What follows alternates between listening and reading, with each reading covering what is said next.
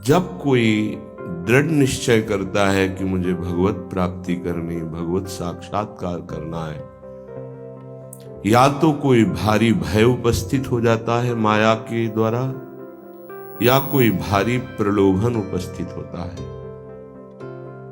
दोनों में प्रार्थना है उपासक पहचाने कि ये विघ्न है ना कि सत्य है। वो सत्य नहीं है, ना प्रलोभन और ना भय। पूज्य भाई जी महाराज ने जब निर्णय किया हृदय से कि अब सब कुछ त्याग करके एकांत में निरंतर प्रिया प्रीतम का भजन करेंगे, तो उसी बीच में एक बहुत अरब खरबपति धनी आए और भाई जी से पूर्व परिचय था। उनका भाई जी, आज भगवान ने मुझे प्रेरित किया है। क्या? बोले सर्वस्व आपको देने का।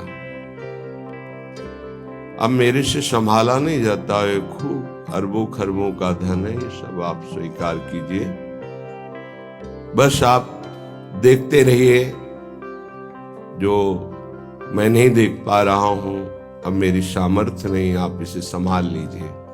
व्यापार, बड़ी बड़ी फैक्ट्रियां, बस आपको बैठे रहना है, आपका सर्वस्व है। भाई जी मुस्कुराए कि माया की चाल है। उनका नहीं भाई, मेरा निश्चय अटल है, मैंने निश्चय किया है कि अब सर्वस्व त्याग कर केवल प्रभु का भजन करेंगे। गया, तूफान आया था माया का, प्रलोभन खत्म। भयावह भी बड़ी परिस्थिति आती है, कभी शरीर की, कभी बाहर विषम परिस्थिति माया फंसा लेती है, बड़ा भय उपस्थित करती है। शरीर रोग से ग्रसित हो जाना, बाहर विपत्ति हो जाना, परिवार रिश्तेदारों का प्रतिकूल हो जाना, ये माया का षड्यंत्र है।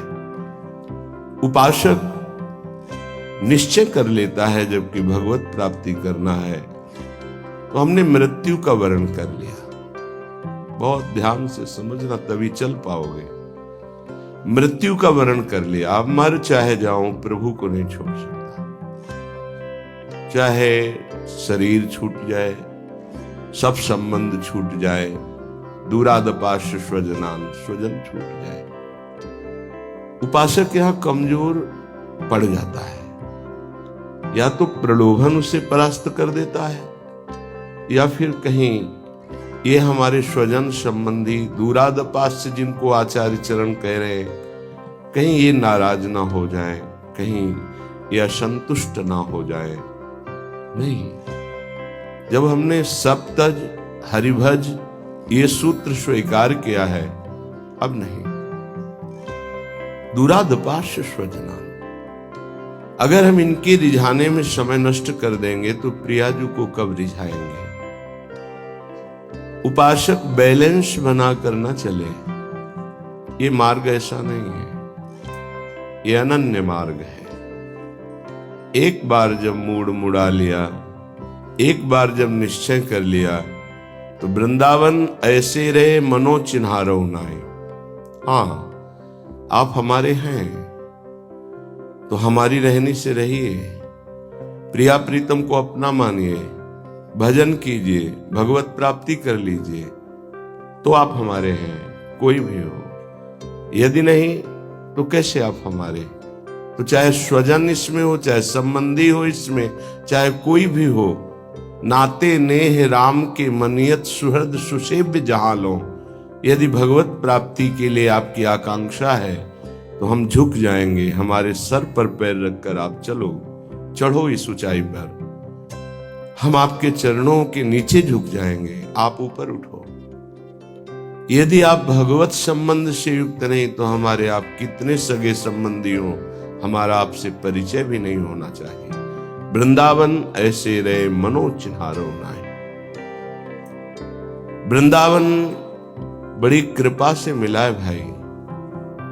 प्रिया प्रीतम मिलने के लिए उत्सुक है, तब आपको ये संयोग बैठाला है। अब आप समिट जाइए, ना कोई प्रलोभन, ना कोई भय। आप 4 रोटी पाते हैं, प्राणों का पोषण हो रहा है, दिन रात आयु नष्ट होती जा रही है, लक्ष्य बहुत दूर है, हमें पहुंचना है, शाम होते होते अपने घर पहुंचना है। जीवन की शाम कहीं रास्ते में न व्यतीत हो जाए, हम अपने घर आ जाएं, अपने प्रियालाल से मिलने। बड़े विघ्न हैं, बड़ा खिंचाव है, बड़ी बाधाएं हैं, पर दृढ़ निश्चयी के मार्ग में नहीं। ये बहुत धैर्य से सुनना, हृदय की बात कह रहा हूं। बड़ी बड़ी ऊंचाई से पैर पकड़ के माया नीचे घसीट लेती है अपने प्रपंच रूपी दलदल में। कहीं हमारी जीवन की शाम रास्ते में न व्यतीत हो जाए। जीवन की शाम होते होते एक बार लाडले युगल सरकार के चरणों में माथा रखते हैं। यही हमारा सौभाग्य उदय हुआ है कि श्री जी ने मार्ग दिया है। हमारी अंतिम श्वास उनके चरण पकड़ कर छूटे, ये लक्ष्य बना लो। समस्त वैभव इनके चरणों में है। प्रणत कामदम पद्मजार्चितम धरणि मंगलम ध्येय मापदी। लालजू के चरणार्थ। चिंतामणि प्रणमताम ब्रजनागरीणाम। एक बार जो गोरे चरणारविंद को प्रणाम करता है, श्री जी चिंतामणि की तरह उसके चिंतित पदार्थों को, चिंतित वस्तुओं को प्रदान कर देते हैं। क्या हम पदार्थ और वस्तु श्री जी से लें? श्री जी को ही क्यों न मांग लें? क्या आप हमारी स्वामिनी और हम आपकी सेवा में मगन रहे, इससे बढ़कर हमें और क्या मिल सकता है? यहाँ की हर वस्तु नाशवान, हर पद नाशवान, हर प्रेम यहाँ का नाशवान है, शाश्वत नहीं है।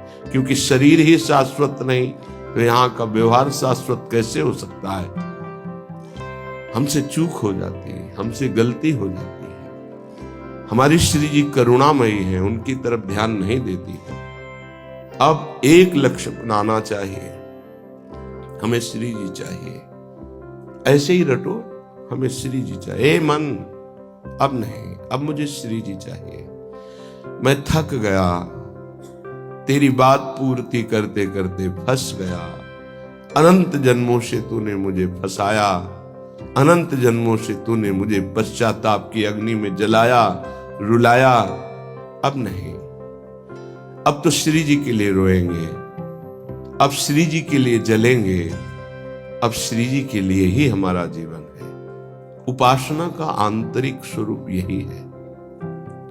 अगर अंतर में हमारे बात नहीं आएगी तो विषयों का जाल बुनने वाले मन और बुद्धि ये हमको फंसाते रहेंगे। जब हमारे द्वारा कोई भी विपरीत आचरण हो जाता है तो शास्त्र वाक्य सुनते हुए भी नहीं समझ में आते, गुरु की बात सुनते हुए भी समझ में नहीं आती।